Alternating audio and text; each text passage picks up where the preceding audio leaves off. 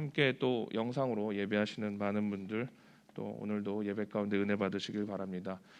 제가 이 마스크를 쓰고 이제 설교를 하면은 좀 호흡이 가빠서 잠깐 쉬었다거나 이렇게 숨을 크게 쉴 수도 있으니까 여러분들 좀 이해를 해주시기를 부탁드리겠습니다. 오늘은 베드로전서 1장 1절에서 12절까지의 말씀, 그리스도의 산 소망이라는 제목으로 함께 말씀을 나누겠습니다. 베드로전서는 예수님의 제자 중 한 명인 베드로가 쓴 서신, 이제 편지 글입니다. 그래서 1장 1절을 먼저 함께 좀 보도록 하겠습니다. 예수 그리스도의 사도 베드로는 본도, 갈라디아, 갑바도기아, 아시아와 비두니아에 흩어진 나그네로 되어 있습니다. 예수 그리스도인 사도 베드로, 사실 이 베드로는 누구라도 예수님의 제자인 줄 알았습니다. 예수님께 직접 예수님을 만나 뵙고 직접 부름받은 제자요, 또 사도였죠. 그래서 직계 중에 직계가 바로 이런 베드로였는데, 오히려 이 자신을 밝히고 있는 예수 그리스도의 사도 베드로라는 표현은 사실 성경에 이제 사도 바울이 많이 쓰던 표현이었습니다. 왜냐하면 사도 바울은 사실 직접적으로 이런 공격을 많이 받았죠. 예수님께 직접 부름받은 사도가 아니었기 때문에 다른 거짓 선지자들이나 또 이방 사도들이나 뭐 많은 사람들이 바울을 공격할 때 너는 직계 제자가 아니잖아라고 많이 공격을 해서 성경의 많은 표현에 나 사도된 바울은, 뭐 그리스도의 사도된 나 바울은, 이런 표현을 많이 쓰지만 오늘 예수 그리스도의 사도 베드로라는 표현은 아주 특이한, 베드로에 의해서는 특이한 표현이죠. 그러나 그가 서두에 이런 표현을 한 것은 이제 베드로가 이 베드로전서를 쓰였을 당시에 자신이 사도로서의 직분을 받을 때의 다짐을, 각오를 다시 한번 새기고 또 받으면서 결심했던 어떤 사역들에 대해서, 사명들에 대해서 다시 한번 다짐하고 이것을 잘 감당하겠다는 의지를 나타내기 위해서 쓰였습니다. 뭐 저도 목회자가 되기까지 참 부족하고 또 죄도 많고 흠도 많은 사람이었지만 하나님의 은혜, 또 갚을 수 없는 주님의 은혜가 아니면 여기까지 올 수도 없었고 또 얻을 수 없는 직분과 또 자격을 허락해 주신 줄로 믿습니다. 그래서 베드로도 이런 의미에서 자신의 각오를 다지기 위해서 예수 그리스도의 사도된 나 바울, 사도 바울은 베드로는 이렇게 쓰고 있습니다. 베드로는 일찍이 여러분도 잘 아시다시피 성경에 한번 스승인 예수님을 아주 중요한 순간에 배반하고 떠나게 됩니다. 그리고 예수님이 죽으시고 부활하신 다음에 다시 그를 찾아오시죠. 그래서 디베레아 바닷가 동터는 그 새벽에 이 베드로를 일부러 예수님이 찾아오셔갖고 사도로서의 직분, 제자였던 그를 다시 한번 직분을 상기시켜 주시고 그 사명을 다시 한번 회복시켜 주십니다. 그래서 요한복음에 보면 더 큰 사명을 부여하시죠. 그러면서 내 양을 먹이라, 내 양을 치라, 또 내 양을 먹이라 이렇게 말씀하시면서 이 베드로에게 어떤 목양적인 사명을 다시 한번 깨닫게 부여받게 이렇게 하십니다. 그래서 이것은 베드로가 바울처럼 인정받기 위한 어떤 사도로서의 선언이 아니라 앞으로 사도로서 하나님이 주신 어떤 사명을 잘 감당하겠다고 본인의 어떤 신앙적인 고백과 결단과 그리고 마음가짐으로써 오늘 이렇게 예수 그리스도의 사도 베드로라고 이렇게 밝히게 됩니다. 그래서 오늘을 살아가는 이때 우리도 목회자, 성도 또 맡은 여러 가지 직분들이 있을 텐데 그런 하나님이 주신 사명과 직분들에 대해서 또 다짐하고 결단하는 믿음이 우리 모두에게 있기를 간절히 바라겠습니다. 오늘 이 베드로가 이 베드로전서를 시작하면서 다시 한번 사도직을 다짐하고 결단할 수밖에 없었던 그러한 이 베드로전서를 쓰면서 서두에 밝힌 것은 그만큼 이 베드로전서를 쓰면서 책임감이 막중하기 때문에 이 예수 그리스도의 사도로서 또 제자로서 이 글을 시작하면서 밝히고 있습니다. 이 서신을 보는 사람은 1장 1절에 밝혔듯이 각 지역의 본도, 갈라디아, 갑바도기아, 소아시아, 뭐 비두니아에 흩어진 나그네들, 그러니까 이 지역에 흩어진 나그네들이었습니다. 그러니까 이 흩어졌다는 말은 마치 여러분들이 어떤 모래알이나 뭐 바둑알 같은 걸 이렇게 손에 쥐고 공중에 이렇게 던지게 되면 그것들이 어디로 튈지 모르잖아요. 그러니까 마치 모래알을 공중에 이렇게 쏟아내듯이 이 사람들은 자기의 어떤 자신들의 어떤 선택에 의해서 이 흩어지게 된 것이 아니라 타의에 의해서, 그렇게 소아시아 각지로 내몰림을 당하게 됩니다. 그래서 그런 어려움 가운데도 내몰림을 당하게 되고 또 그런 그들에게 복음을 전해야 했기 때문에 어떤 책임감을 가지고 이 글을 베드로가 밝히고 있습니다. 그들이 어려움을 가지고 이렇게 흩어져 버린 나누어진 그러한 하나님의 백성임에도 불구하고 그런 그들에게 어떤 소망과 희망의 메시지 또 위로와 용기를 주어야 되는데 앞서의 상황도 그렇게 좋지를 못합니다. 또 여전히 고난은 남아있고 또 어려움을 당해야 될 형편이었습니다. 그럼에도 이 베드로전서를 통해서 세 가지를 이야기하게 되는데 첫 번째는 여러분들이 고난과 환난으로 이렇게 흩어짐을 당했다. 하지만 그런 가운데에서도 큰 환난과 고난이 또 찾아올 것이다. 그러나 이는 우리에게 있어서 큰 하나님의 연단이 될 수도 있다라는 게 첫 번째입니다. 그리고 두 번째는 어려움과 고난 가운데도 그리스도의 산 소망을 품으라. 이것은 하나님이 우리에게 주신 약속의 말씀이다라는 것입니다. 그리고 세 번째는 그리스도의 산 소망을 바탕으로 한 그 약속의 잔치, 하나님이 예수 그리스도를 통해서 잔치를 베푸실 때 우리가 그 자녀여 성도된 자로서 그 기쁨과 즐거움으로 그 잔치에 참여하자. 이것이 이 세 가지 베드로전서를 통해서 주시는 말씀입니다. 이 베드로전서는 그 지어진 시기가 아주 중요한데 AD 한 64년경으로 보고 있습니다. 이게 왜 중요하냐면 당시에 로마에 큰 화재가 일어납니다. 그래서 뭐 역사가들은 혹자는 네로 황제, 여러분이 잘 아시는 네로 황제는 좀 미친 황제였다고 많이 밝혀져 있는데 이 네로 왕자가 뭐 미쳐서 불을 질렀다고, 불을 지르는 것을 좋아하면서 보면서 뭐 시상을 적었다고 하는 어떤 역사서에도 나오는데 그런 거는 사실이 아니고 사실 이 당시 역사에 로마에 유례없는 큰 화재가 일어나게 됩니다. 그래서 로마에 실제로 많은 시민들이 그 화재로 인해서 어려움을 당하고 피해를 당하게 됩니다. 그래서 당시 원로원들, 그러니까 원로 정치 세력들과 대립하고 있던 이 네로 황제가 어떤 자신의 정치적 생명에 대해서 큰 위협이 되니까 이런 로마의 화재가 일어나서 이것을 황제 탓으로 돌릴 수도 있기 때문에 백성들의 어떤 원성과 어떤 시선을 돌리기 위해서 희생양을 찾게 됩니다. 그래서 희생양을 찾았던 것이 이 기독교인들이었죠. 그래서 이 사건의 원흉으로 이 기독교인들을 지목하고 이제 이 화재의 원인들이 기독교인들이었다고, 그리스도인들이었다고 뒤집어 씌우게 됩니다. 그래서 아무런 죄도 없는 그들이 이제 핍박을 받게 되는데 한 300여 년 동안 이제 역사에 유례가 없는 큰 환난과 핍박을 당하게 되죠. 그래서 얼마 전에 우리가 이제 히브리서 읽었던 11장에 나오는 대로 온갖 고문을 당하고 또 조롱과 채찍질을 당하고 옥에 갇히기도 하고 또 돌로 뭐 이렇게 치는 것에 대해서 당하기도 하고 어떤 산채로 톱으로 켬을 당하고 칼로 죽임을 당하고 또 어떤 양과 어떤 짐승 가죽을 입혀서 산채로 어떤 늑대와 같은 짐승에게 잡아먹히게 하는 어떤 궁핍과 환난과 학대를 받게 됩니다. 그러다가 이제 313년 콘스탄티누스 왕제의 밀라노 칙년 때 로마가 기독교를 이렇게 국교로 이렇게 공인하게 되면서 이런 박해가 끝나게 되는 것이죠. 물론 그때 당시에도 기독교를 뭐 허용한다기보다는 전체적인 종교의 자유를 보장한다고 이제 허락한 것이었는데 물론 이제 기독교를 염두에 둔 칙령이었습니다. 그래서 그런 사건의 배경이 이 베드로전서 안에 이렇게 깔려 있었습니다. 그래서 1장 2절의 말씀을 보시면 곧 하나님 아버지의 미리 하심을 따라 성령이 거룩하게 하심으로 순종함과 예수 그리스도의 피 뿌림을 얻기 위하여 택하심을 받은 자들에게 편지하노니 은혜와 평강이 너에게 더욱 많을지어다. 아멘.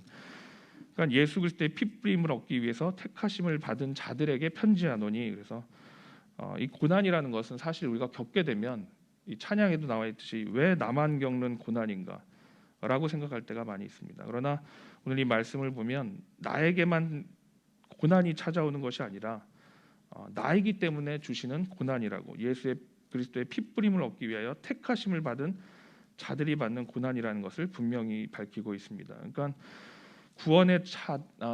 구원에 참여하는 자들에게 주시는 어떤 연단으로서의 하나님이 주시는 고난이라는 거죠.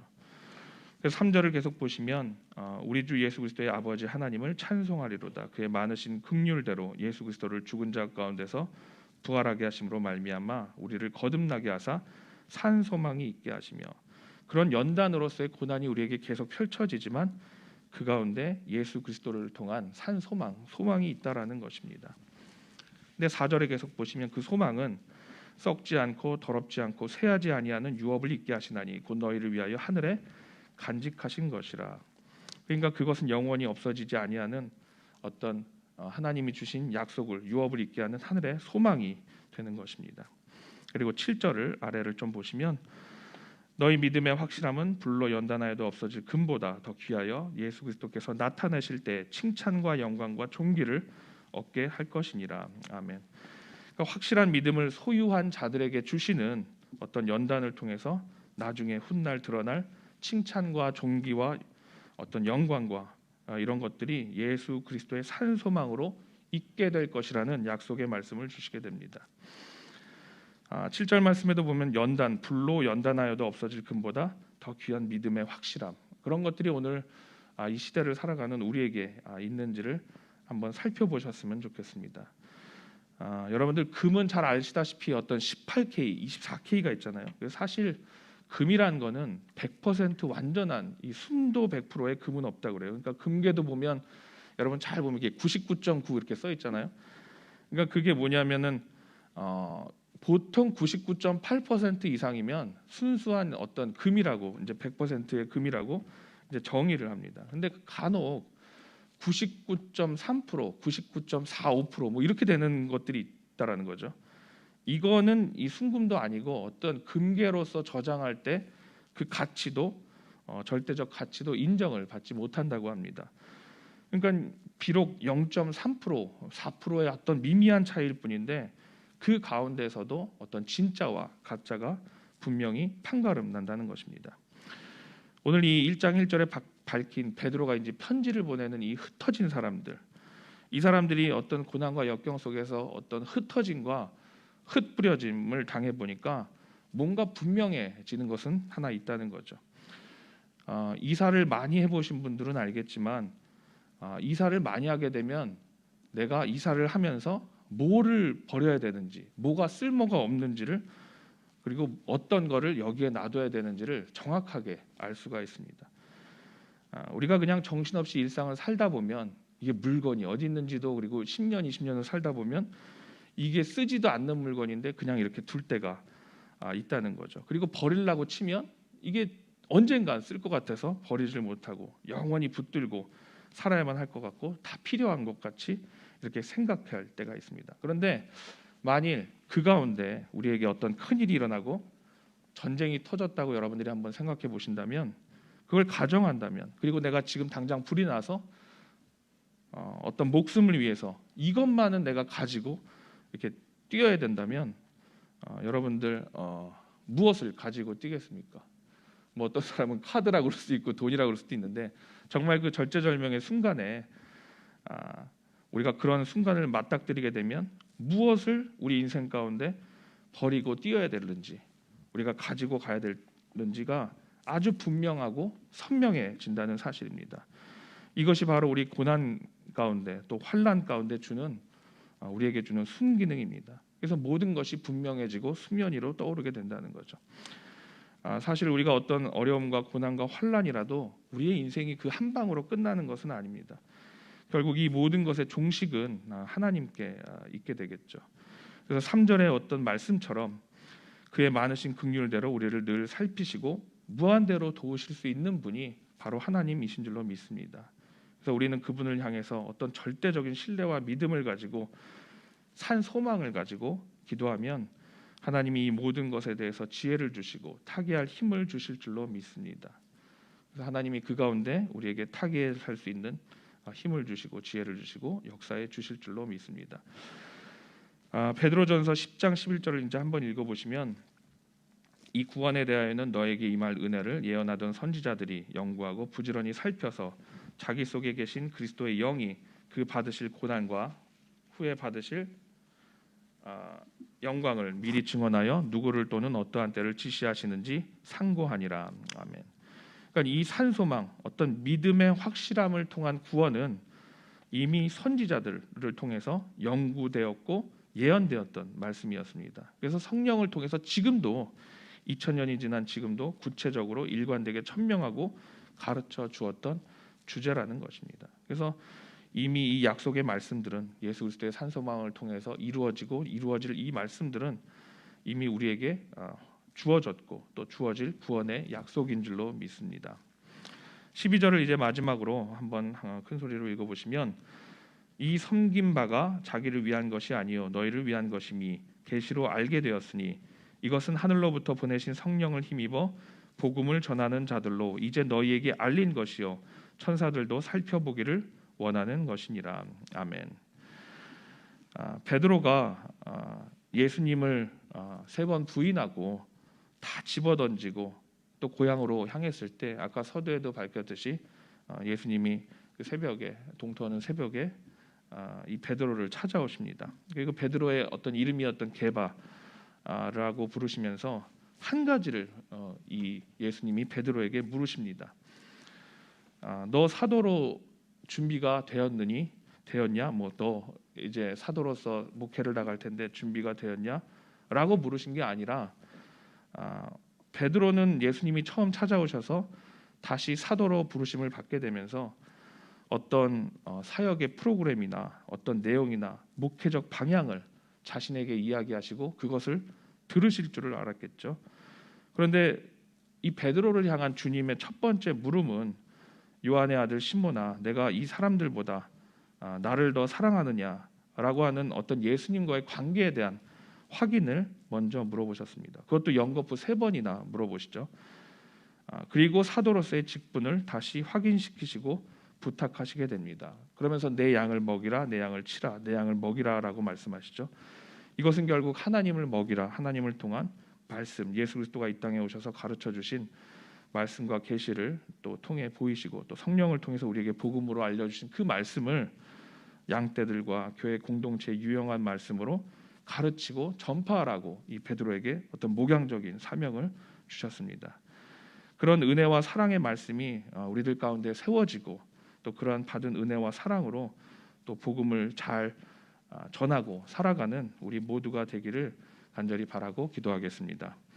오늘 베드로전서를 통해서 어려움 가운데도 우리 안에 더 뚜렷해지고 분명해지는 우리의 어떤 본분과 마음가짐 또 사명 또 기도할 제목들이 우리 가운데 생각나시기를 간절히 바라고 기도 외에는 답이 없겠죠. 우리가 기도하고 다시 처음으로 돌아가서 오늘 이 말씀들을 잘 기억하면서 이번 기회를 통해서 우리가 가졌던 어떤 불순물들이 제거되고 걸러지고 그 안에 예수님만 그분이 주셨던 어떤 마음과 은혜와 사랑과 그리고 그분을 통한 산 소망이 우리 가운데 드러나기를 간절히 기도하겠습니다. 그리고 훗날 예수 그리스도가 준비한 잔치에 또 기쁨과 즐거움으로 우리 모두 참여하게 될 줄로 믿고 그 믿음과 소망을 가지고 나아가는 그 믿음 가지고 승리하는 모든 성도들이 되시기를 간절히 바라겠습니다.